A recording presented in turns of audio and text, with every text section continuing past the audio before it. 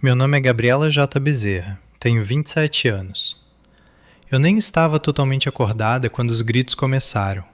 Foi a voz da minha irmã primeiro, aguda e alta, ecoando pelo corredor, antes que meus olhos pudessem se abrir completamente.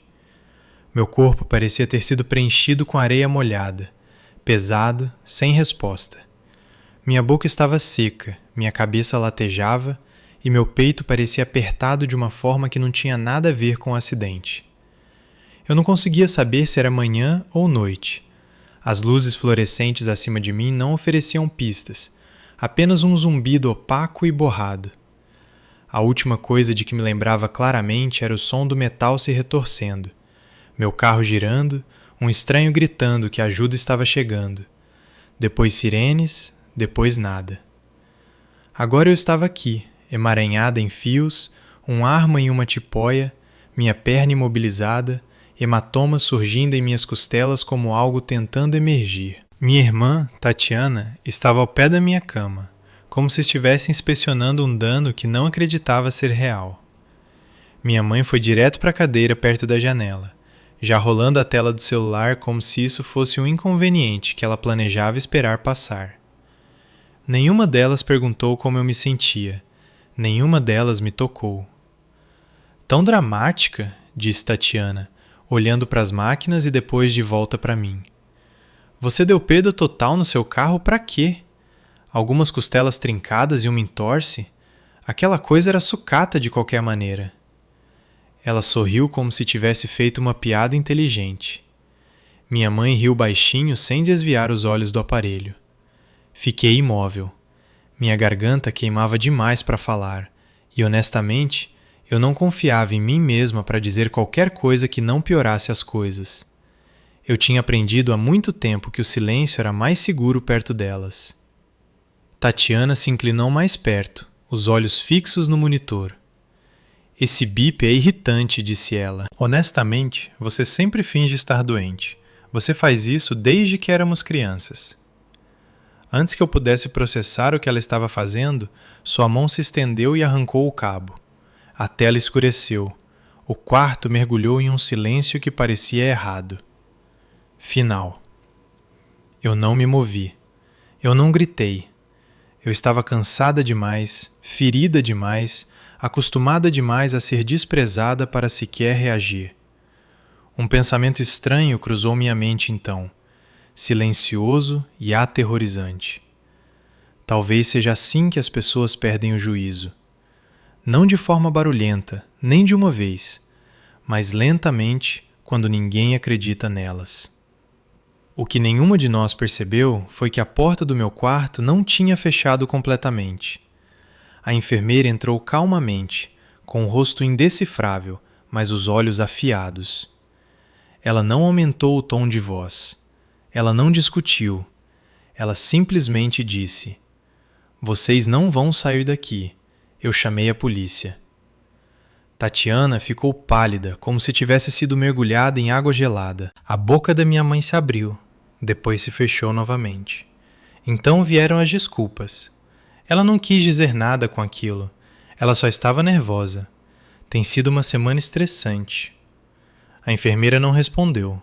Ela reconectou o monitor, checou meu soro e voltou para o corredor.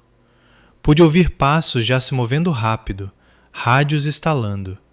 Tatiana começou a andar de um lado para o outro. Você está transformando isso em um problemão, disse ela. Ela está bem. Olhe para ela. Eu não conseguia responder. Meu peito parecia estar desmoronando, e eu não conseguia dizer se era pelo acidente ou por estar presa no mesmo quarto que elas. 10 minutos depois, 2 policiais entraram. Uma mulher, um homem. Eles falaram com a enfermeira primeiro, depois comigo. A policial perguntou se eu me sentia segura. Eu não respondi. Eu não precisei. Isso foi o suficiente. Eles disseram à minha irmã e à minha mãe que elas estavam sendo detidas por interferir em equipamentos médicos e ameaçar um paciente sob cuidados hospitalares. Assisti as duas tropeçarem nas palavras, negarem tudo, culparem uma outra e, finalmente, ficarem em silêncio enquanto a segurança as escoltava para fora. A porta clicou ao fechar atrás delas, e pela primeira vez desde a batida, não senti que eu era o problema. Achei que a pior parte seria vê-las sendo escoltadas como criminosas, mas o alívio não durou o suficiente para se acomodar em meus ossos. No momento em que a porta fechou, o quarto pareceu maior e mais vazio. E por alguns minutos eu apenas fiquei ali, ouvindo o monitor bipar novamente, como se estivesse tentando me convencer de que eu ainda estava segura. Minhas mãos tremiam sob o cobertor. Não porque eu estivesse com frio, mas porque meu corpo estava finalmente processando o que quase aconteceu. Olhei para o teto e tentei desacelerar minha respiração. E percebi de repente que se a enfermeira não estivesse do lado de fora, se ela não tivesse ouvido o cabo ser arrancado, não haveria testemunha. Apenas eu, morrendo em silêncio, enquanto minha irmã ficava ali fingindo que não era nada. Uma enfermeira diferente entrou pouco depois, mais velha, com olhos mais gentis. O tipo de calma que vem de quem já viu de tudo, para não se surpreender com nada. Ela ajustou meu soro, checou meus sinais vitais e perguntou se eu queria uma assistente social. Eu não respondi. Eu não sabia o que queria. Eu sabia o que não queria, no entanto. Eu não as queria de volta naquele quarto. Eu não queria a voz da minha mãe me dizendo que eu estava exagerando. Eu não queria o sorriso sarcástico da minha irmã pairando sobre mim como se eu fosse um problema que ela não via a hora de resolver. Cerca de meia hora depois, uma médica entrou. E não era a residente apressada do pronto-socorro que me deu os pontos. Esta se movia mais devagar, mais deliberada, como se já tivesse lido toda a minha vida nas entrelinhas do meu prontuário. Seu crachá dizia Doutora Cardoso. Ela perguntou se eu estava com dor.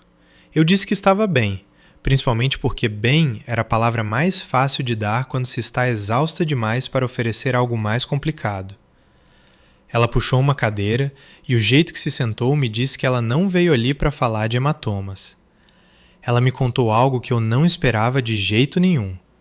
Aparentemente, o que aconteceu com o monitor não foi a primeira vez que minha irmã foi sinalizada por comportamento inadequado no hospital. Enquanto eu estava inconsciente, Tatiana tentou acessar meu prontuário alegando que era meu contato de emergência principal. Ela foi recusada, mas voltou mais tarde e tentou novamente com outra enfermeira. Quando isso não funcionou, ela mudou de tática.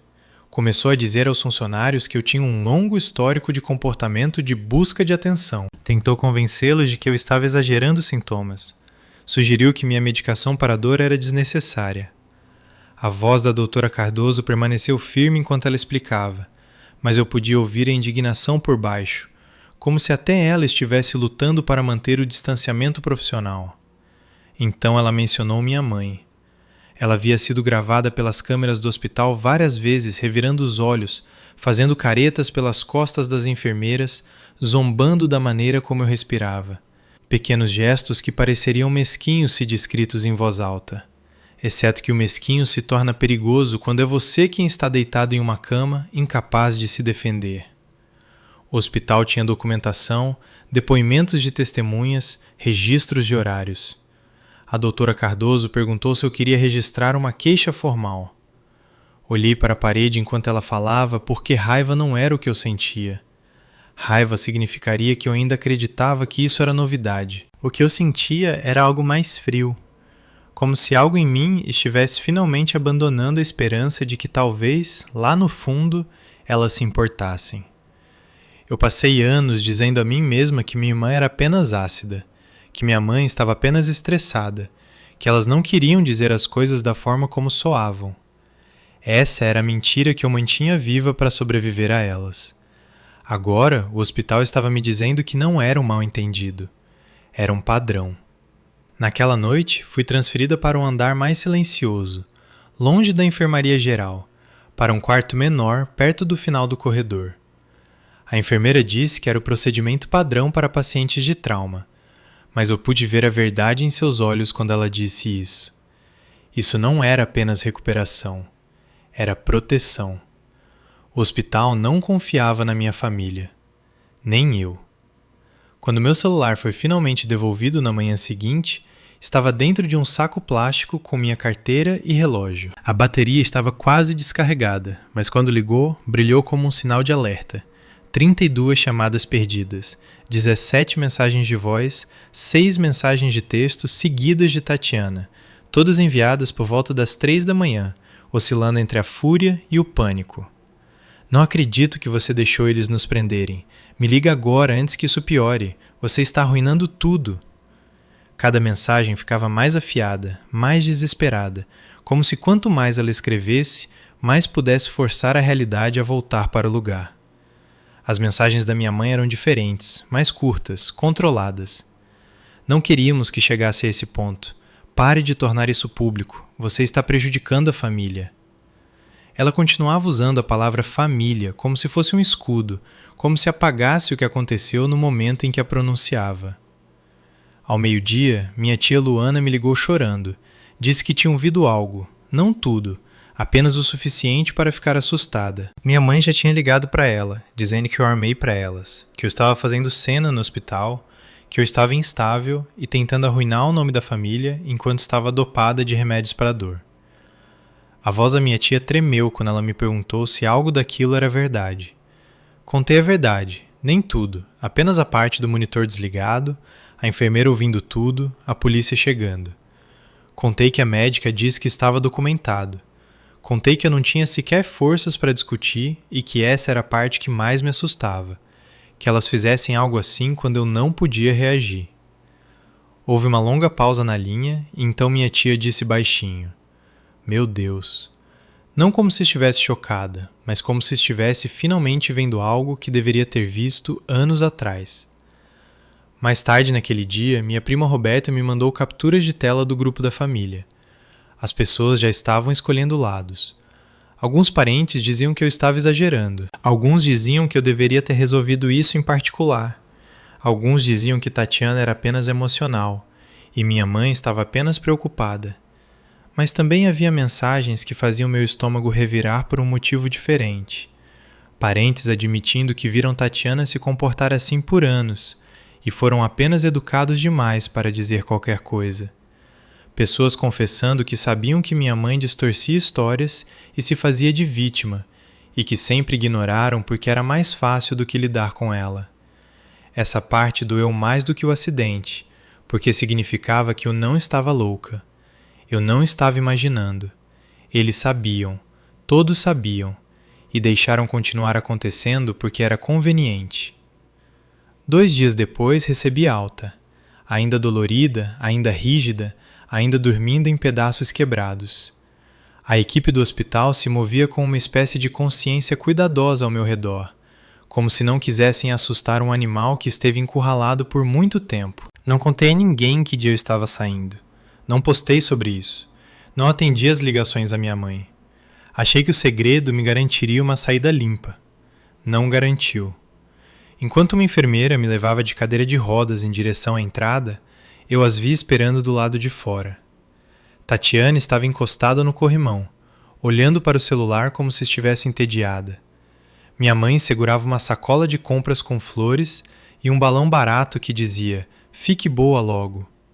Sorrindo como se nada tivesse acontecido, como se fosse um mal-entendido que pudesse ser consertado com um tom suave e acessórios. Não queríamos que chegasse tão longe, disse minha mãe aproximando-se. Eu não respondi. Não aceitei as flores. Nem sequer diminuí o ritmo. As mãos da enfermeira apertaram as alças da cadeira de rodas e senti sua hesitação como se ela estivesse esperando que eu desse permissão para o que viria a seguir. Minha mãe caminhou ao lado da cadeira de qualquer maneira, quase trotando para acompanhar, dizendo que eu estava exagerando, que eu estava tornando pública uma questão privada, que eu as estava punindo por um mal-entendido. Tatiana deu um sorriso de deboche como se mal pudesse esperar para contar a história depois, como se já estivesse ensaiando como se faria parecer inocente. O rosto da enfermeira permaneceu neutro, mas seus olhos não. Ela já tinha visto essa dinâmica antes. Ela não parecia chocada, parecia cansada. Entrei no carro sem dizer uma palavra. Elas não me seguiram para dentro, mas ficaram ali observando enquanto eu me afastava, e eu pude sentir no meu peito a certeza de que o hospital tinha sido apenas o começo. Elas tinham sido impedidas em público, tinham sido envergonhadas, e pessoas como elas não aceitam a vergonha silenciosamente. Elas retaliam. Quando cheguei em casa, não desfiz as malas. Minha mala ficou no corredor como um aviso. Mudei de quarto em quarto, verificando as fechaduras, fechando as cortinas, acendendo as luzes, mesmo durante o dia. Cada carro que passava fazia meu estômago apertar. Cada silêncio parecia estar segurando o fôlego. Não era paranoia, era experiência. E o primeiro sinal veio na forma de uma mensagem de voz do meu proprietário. Ele disse que alguém ligou perguntando sobre atualizações do meu contrato de aluguel. Ele não pensou muito nisso até que a mulher ao telefone começou a pressionar por uma cópia da minha chave. Quando ele pediu verificação de identidade, ela desligou. Ele não anotou o nome, mas ela disse que era minha irmã. Eu não precisei perguntar qual delas. Não retornei a ligação para minha irmã. Também não liguei para minha mãe. Sentei na beira da cama com o telefone na mão, muito depois que a mensagem do proprietário terminou, encarando a parede como se ela pudesse explicar como as coisas haviam escalado tanto. O hospital parecia irreal agora, como um capítulo selado que eu poderia fingir que acabou. Mas a ligação sobre a minha chave me disse algo importante. Elas não tinham terminado. Estavam apenas mudando de tática. A próxima ligação que fiz foi para o meu banco, depois para outro banco, depois para a pequena cooperativa de crédito que eu mal usava, aquela que eu tinha aberto anos atrás quando minha mãe fez uma cirurgia no quadril e eu precisei de uma conta conjunta para cobrir suas despesas médicas. Naquela época parecia prático, até amoroso. Agora parecia uma armadilha que eu mesma tinha montado e esquecido. Quando fiz o login e vi o saldo, meu estômago caiu. A conta conjunta estava com apenas R$800 e uns quebrados. Estava com mais de 10 mil a última vez que verifiquei, talvez 3 meses atrás. Atualizei a tela como se os números pudessem se corrigir. Não corrigiram. Havia saques e transferências, 2 grandes, espaçados o suficiente para evitar o disparo de um alerta de fraude. R3000 AQI. R3000 aqui, R3000 ali. Limpo, legal, intencional. Nem me dei ao trabalho de ligar para minha mãe para perguntar. Fechei a conta imediatamente e comecei a retirar meu nome de tudo o que conseguia lembrar. Cartões de crédito, contas de consumo compartilhadas, autorizações antigas nas quais eu não pensava há anos. Cada clique parecia arrancar um fio que estava silenciosamente me drenando. Naquela tarde, encomendei câmeras de segurança. Uma para a varanda da frente, uma para a porta lateral, uma dentro da sala de estar voltada para a entrada. Eu odiava a ideia disso. Odiava que eu tivesse que pensar dessa maneira, mas odiava a alternativa ainda mais. Eu não queria ser a mulher no noticiário que as pessoas diziam que deveria ter previsto. O técnico chegou na manhã seguinte, educado, profissional, perguntando se eu já tinha sofrido invasões antes. Eu disse a ele para garantir que tudo fosse carregado na nuvem. Essa foi toda a resposta de que ele precisou. Naquela noite, dormi por mais de 4 horas pela primeira vez desde o acidente. O tipo de sono pesado que faz você esquecer onde está até que o som te puxa de volta. O estrondo veio logo após a meia-noite. Não foi uma batida, foi um baque surdo e sólido, como um ombro batendo na porta. Depois outro, depois meu nome. Eu não me movi.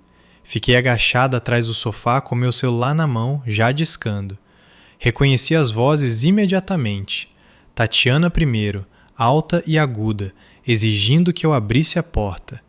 Minha mãe logo atrás dela, mais calma, controlada, dizendo para eu não piorar as coisas, que poderíamos conversar como adultas, que eu devia isso a elas. Eu não respondi. A operadora me disse para ficar onde eu estava, não interagir, esperar. Pela transmissão ao vivo no meu celular, observei Tatiana andar pela varanda. Em um momento, ela pegou um tijolo da borda do jardim e o pesou na mão. Meu peito apertou de uma forma que eu não conseguia respirar. Ela não o jogou imediatamente. Apenas o segurou como se estivesse decidindo até onde estava disposta a ir.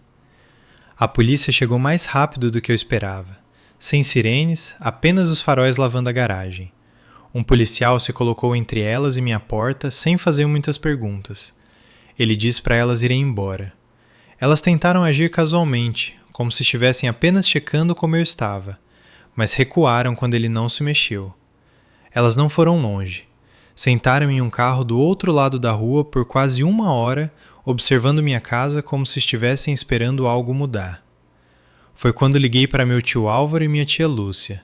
Contei tudo desta vez. Não a versão suavizada, não a cuidadosa. Contei sobre o hospital, a conta bancária, o proprietário, o tijolo na mão da minha irmã. Eles não hesitaram. Dirigiram até aqui naquela noite com malas de mão como se isso não fosse uma pergunta, como se fosse uma decisão já tomada. Minha tia foi direto para a cozinha e começou a fazer chá. Meu tio verificou as fechaduras sem dizer uma palavra e me disse que ficaria acordado por um tempo. A manhã seguinte trouxe um novo tipo de violação. Entrei na cozinha e parei bruscamente. A porta do armário estava pendurada por uma dobradiça. Cada prato dentro estava estilhaçado pelo chão. Não foi um acidente. A janela acima da pia foi forçada apenas o suficiente para deixar passar uma mão ou uma ferramenta. Minha tia varreu em silêncio enquanto meu tio examinava o batente. Sua mandíbula estava travada de uma forma que eu nunca tinha visto antes. Enquanto eles trabalhavam, meu celular vibrou com um e-mail que fez minhas mãos ficarem dormentes. Assunto: confirmação de alteração de beneficiário. Era do meu provedor de seguro de vida. Eu não entrava naquela conta há anos. O e-mail dizia que uma solicitação havia sido enviada para me remover como beneficiária principal e substituir pela minha mãe. A mudança não tinha sido efetuada porque a assinatura digital não correspondia, mas apenas a tentativa foi o suficiente para me fazer sentir enjoada. Mostrei para minha tia primeiro. Ela leu sem falar, depois entregou para meu tio. Quando ela finalmente olhou de volta para mim, fez uma pergunta que pesou mais do que qualquer outra coisa. Eu alguma vez tinha contado a ela sobre a apólice? Lembrei-me de um jantar de 2 anos atrás, minha mãe comentando sobre estar preparada. Tatiana brincando que se eu morresse, esperava ficar com o carro. Elas se lembravam, é claro que sim. Meu tio ligou para um advogado de confiança antes que eu pudesse processar o que aquilo significava. Quando ele me passou o telefone, as perguntas vieram rápidas. Eu tinha feito um boletim de ocorrência? Elas tinham acesso às minhas finanças? Estavam listadas como procuradoras médicas? O hospital documentou o incidente do monitor? Quando contei tudo, houve uma pausa na linha. Depois uma frase que fez minha pele formigar. Isso não era mais apenas abuso emocional. Era um padrão que parecia perigosamente próximo de algo criminoso. Ao final do dia, cada conta que eu tinha foi fechada ou movida. As fechaduras foram trocadas novamente. Parafusos extras foram instalados. Minha tia enviou mensagens aos parentes silenciosamente, dizendo para não compartilharem informações se minha mãe ou irmã entrassem em contato. Naquela noite, meu celular vibrou com outro alerta de segurança. Movimento detectado na varanda da frente logo após a meia-noite. Abri o aplicativo e vi um homem que não reconheci parado fora de enquadramento. Moletom com capuz, jeans, celular no ouvido. Ele olhou devagar, depois olhou diretamente para minha porta e disse meu nome, sem gritar, sem ameaçar, como se esperasse que eu respondesse. Eu não me movi, não respirei. Ele ficou mais 2 minutos, depois caminhou de volta para um carro que eu não reconheci e foi embora. Não dormi depois disso. Apenas assisti às imagens em looping até que minha tia entrou no quarto e perguntou por que eu ainda estava acordada. Quando ela viu o vídeo, não perguntou quem ele era, apenas disse baixinho que deveríamos tê-las parado anos atrás. Pela manhã, meu tio já tinha encaminhado as imagens do homem na minha varanda para a polícia e a sinalizado para o advogado que contatara na noite anterior. Dei um breve depoimento por escrito confirmando que não o conhecia, não esperava ninguém e não tinha compartilhado meu endereço com ninguém fora da família próxima. O policial ao telefone me disse para manter minhas portas trancadas e não interagir se ele voltasse. Não parecia um plano, mas sim uma pausa. Mas meu tio tinha outra coisa em mente. Ele convocou uma reunião, não com as pessoas que causavam o caos, mas com as que importavam. 3 de seus irmãos, 2 primos e um parceiro de negócios se reuniram naquela tarde na sala da minha tia. Sentei na ponta do sofá, enrolado em um cobertor que ainda cheirava a desinfetante de hospital, enquanto meu tio expunha tudo, peça por peça. O relatório do hospital, o monitor desligado, a tentativa de acessar meus registros médicos, a conta conjunta esvaziada, a mudança de beneficiário do seguro de vida, o homem na minha porta que sabia meu nome. Cada detalhe caía mais pesado que o anterior. Ninguém o interrompeu. Ninguém tentou suavizar. O que me chocou não foi que ele tivesse registros, foi que ele não era o único. Minha prima Renata admitiu que minha mãe ligou para ela dias antes, perguntando se ela sabia quanto eu poderia ter herdado do nosso avô. Não havia herança, apenas suposições, mas ouvir aquilo dito em voz alta fez meu estômago revirar. Alguém perguntou se achávamos que o homem na minha varanda tinha sido enviado para me assustar. Eu disse que não sabia, apenas que ele parecia calmo, calmo demais. Foi quando o quarto ficou silencioso. Meu tio não aumentou a voz, ele não dramatizou. Ele simplesmente fez algumas ligações. À noite, o processo começou para remover tanto minha mãe quanto Tatiana da conta da empresa familiar, uma limitada na qual elas não tinham função real, mas da qual ainda recebiam dividendos. Ele também congelou o pequeno fundo que nosso avô havia criado para emergências familiares, aquele no qual elas mergulhavam há anos, usando culpa e história sobre precisar de ajuda. Ele me disse para parar de me preocupar, que estava sendo resolvido. Mas eu podia ver o cansaço em seu rosto. Ele sabia que isso não terminaria de forma limpa. Ele estava certo. Naquela noite, por volta das 20h45, elas apareceram novamente. Sem aviso, sem pedido de desculpas, minha mãe segurava uma pasta como se ela provasse algo. Tatiana forçou a entrada antes que alguém pudesse impedi-la. Elas não estavam lá para conversar. Estavam lá para retomar o controle. Minha mãe me acusou de envenenar a família, de exagerar tudo para me fazer de vítima. Tatiana derrubou uma luminária e disse que eu estava virando todos contra elas. Quando minha tia disse para elas irem embora, minha mãe retrucou que ela estava apenas tentando ficar com meu dinheiro também. Foi quando meu tio deu um passo à frente.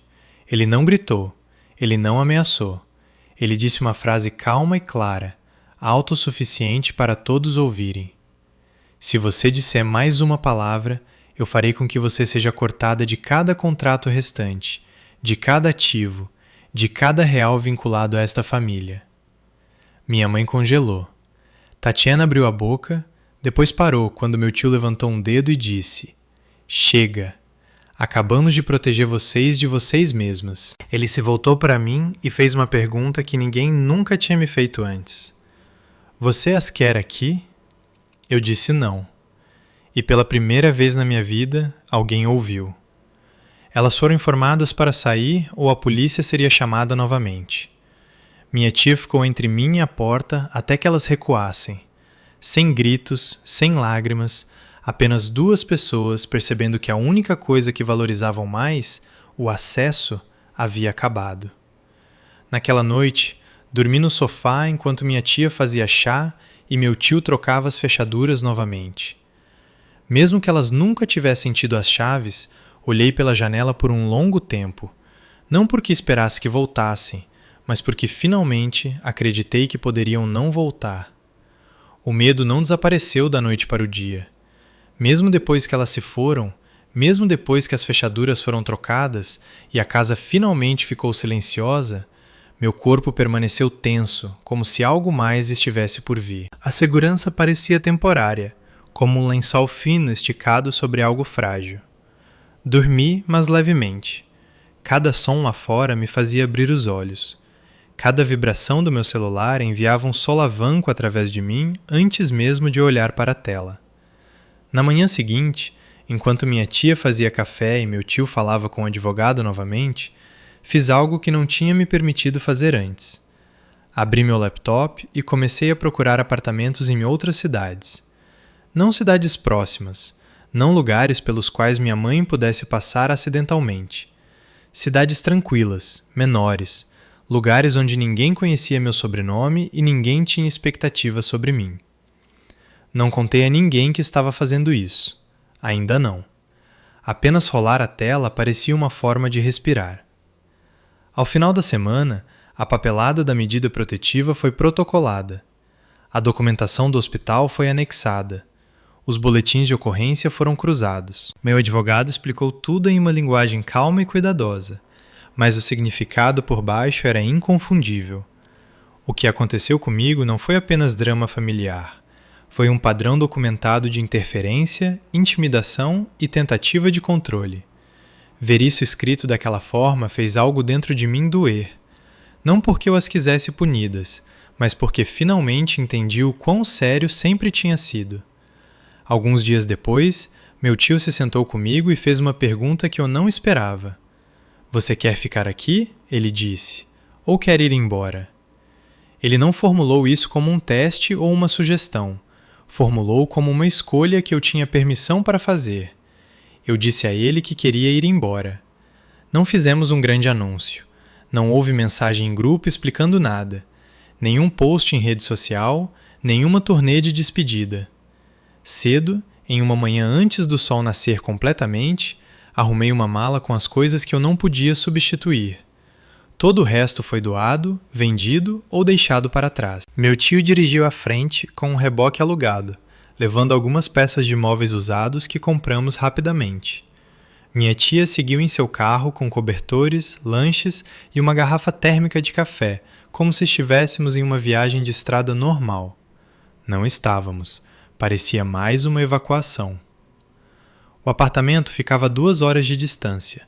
Pequeno, antigo, nada charmoso, mas tinha fechaduras funcionando, vizinhos silenciosos e uma planta que não ecoava memórias. Isso foi o suficiente. Na primeira noite, sentei no chão com as costas contra a parede e ouvi o prédio se acomodar.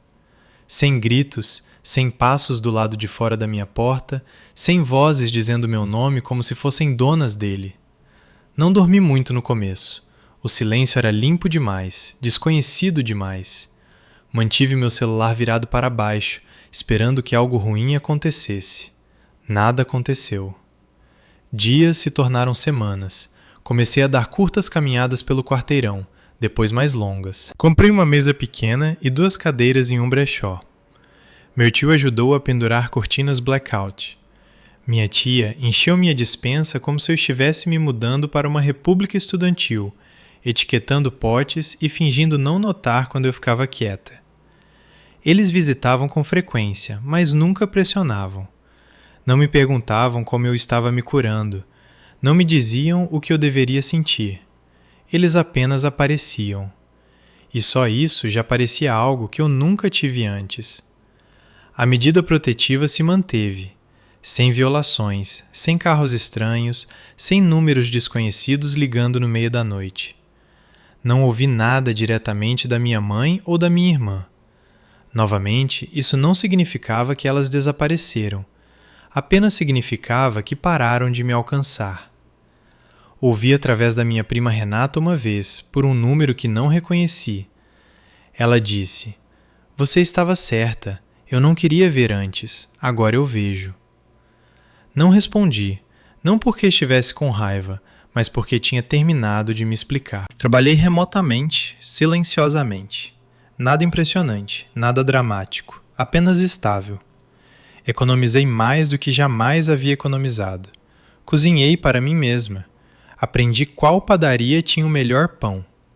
Alguns dias ainda eram pesados. O luto não desaparece só porque o perigo desaparece. Eu lutei contra a ideia de uma mãe que me protegesse, uma irmã que não competisse comigo, uma família que não tratasse o amor como moeda de troca. Esse luto vinha em ondas, mas passava, sempre passava. Certa noite, minha tia e eu sentamos na pequena varanda tomando chá. Ela olhou para o estacionamento e perguntou se eu estava feliz. Não respondi imediatamente. Felicidade parecia uma palavra grande demais. mas disse a ela que me sentia eu mesma pela primeira vez em muito tempo.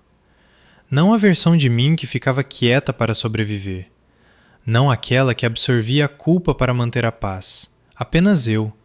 E isso era o suficiente. Parei de me perguntar qual versão da história elas estavam contando para outras pessoas. Parei de me importar. O que importava era que elas não sabiam onde eu morava, para quem eu trabalhava ou quem eu estava me tornando. O silêncio que antes me aterrorizava agora parecia espaço. Espaço real. Do tipo em que se pode crescer. Eu sou Gabriela J. Bezerra e pela primeira vez na minha vida, eu sou.